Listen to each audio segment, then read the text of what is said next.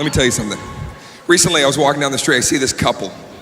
They're about 80 years old, okay? And they stopped me on the street. They said, young man, would you please take a photo of my wife and myself?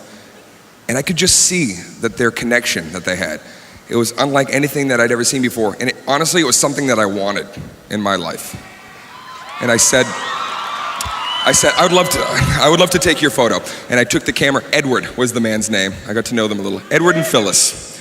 And I said, well, listen, Edward and Phyllis, I'm gonna take this photo. This is gonna be a great photo. And it was in celebration on this day, 55 years that they'd been together. 55. So I said, hey, you two, you lovebirds, get close. And when I told them to get close, without any kind of obligation or feeling forced, Edward immediately put his arm around Phyllis and he pulled her in close. And she looked up at him like they were 16 years old. She was glowing, looking up at Edward. And then I said, I'm gonna give you a countdown, 3, 2, 1, and I take the picture, just so you can be ready. And I hit it. I said 3, 2, and before I hit 1, Edward snuck a kiss on her cheek. I know, I was there. And you know what I said? Oh. 3, 2, 1, he snuck the kiss, and of course she lit up like the 4th of July. And it was wonderful. And so Edward came over to get the camera, and I was just inspired because I'd never seen a love like that. And I said, Edward, come here for a moment. I said, here's your camera. I go, 55 years, I can't make a relationship last 55 minutes. And I go, what is the key? Can you give me a little gem? Can you give me a little hint? And I'll never forget, he leaned in, he put his hand right here on my neck and pulled me in close. And he said, I'll tell you, son, you wanna know the key? And he looked back at Phyllis and he looked at me and he goes, cheat. You gotta fucking cheat.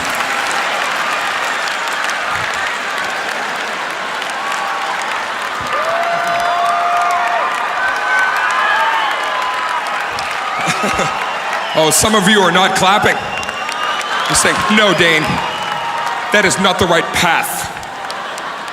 Listen, it sucks. It sucks. Look, I've been cheated on. I got cheated on, okay? I mean, I was literally cheated on. I woke up and they were on top of me doing it. I was like, oh, no, this can't be. So I was literally cheated on.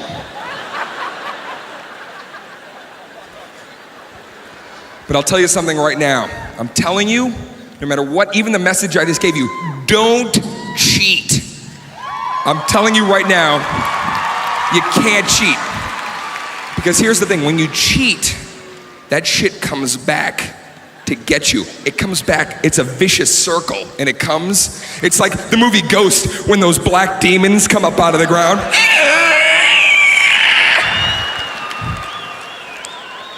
I'm gonna tell you right now, I cheated. I was 20 years old. I cheated on this girl. I'll never cheat again after what I experienced. The horrific, I'm telling you, dude, listen. That dude's cheating right now. He's with the girl that he's having a cheat fest with. You need to shut your lips and learn.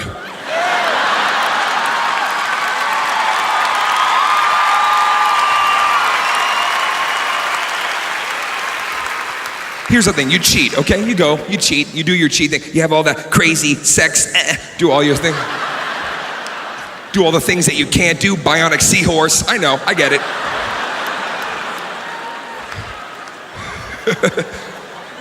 And then immediately on that ride home, it starts to seep in, right? You're driving home, and I know, I've been there. You're driving home, keep looking at your eyes in that rear view mirror. No radio, you're in the complete silence, just thinking about what you did.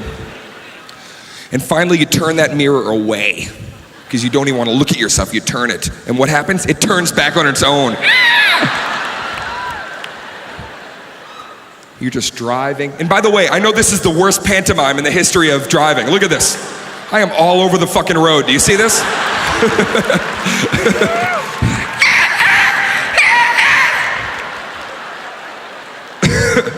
This is more realistic, but it's just not as aesthetically pleasing to the eye.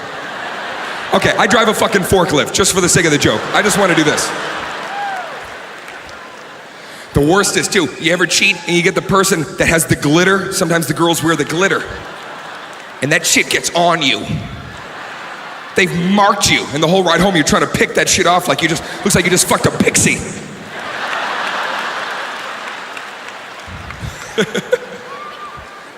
And now it gets really pathetic, right? Because if you live with the person like I did, you have to sneak into your own house. That's your place, and yet you're creeping up that walkway.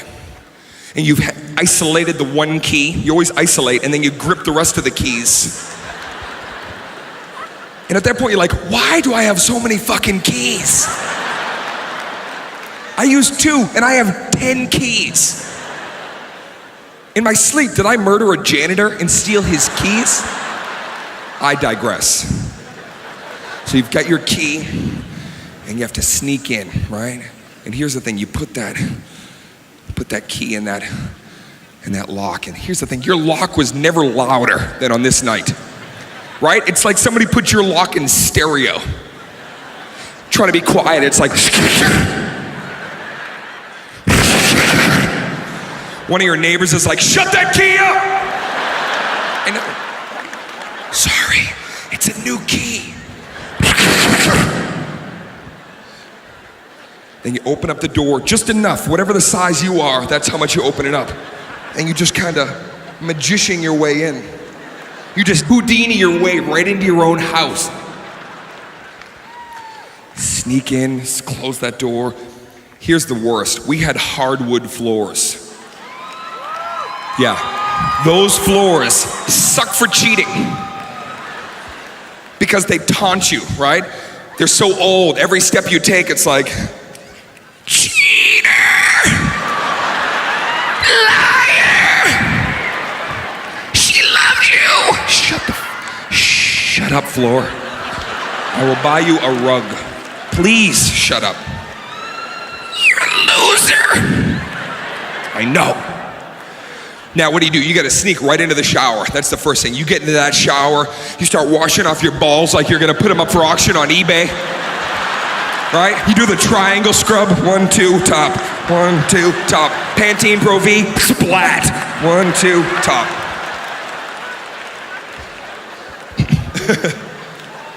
Now you come out and there they are. They're laying in bed waiting for you, sound asleep.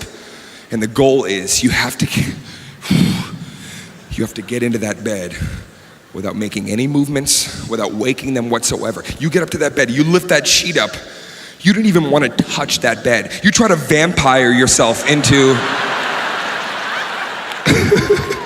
You try to float gently like a piece of paper. But of course they wake up. They're gonna wake up on that night. Any other night, you could run in, dive bomb, fart, nothing. But on this night, they wake up violently. They're like, right? So she wakes up and she looks right at me.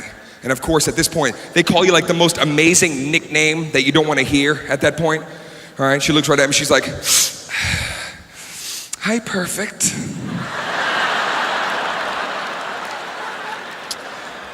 Hi, perfect man. Hi.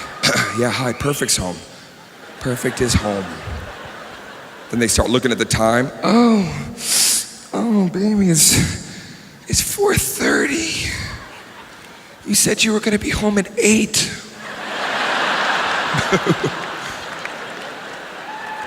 I know, baby.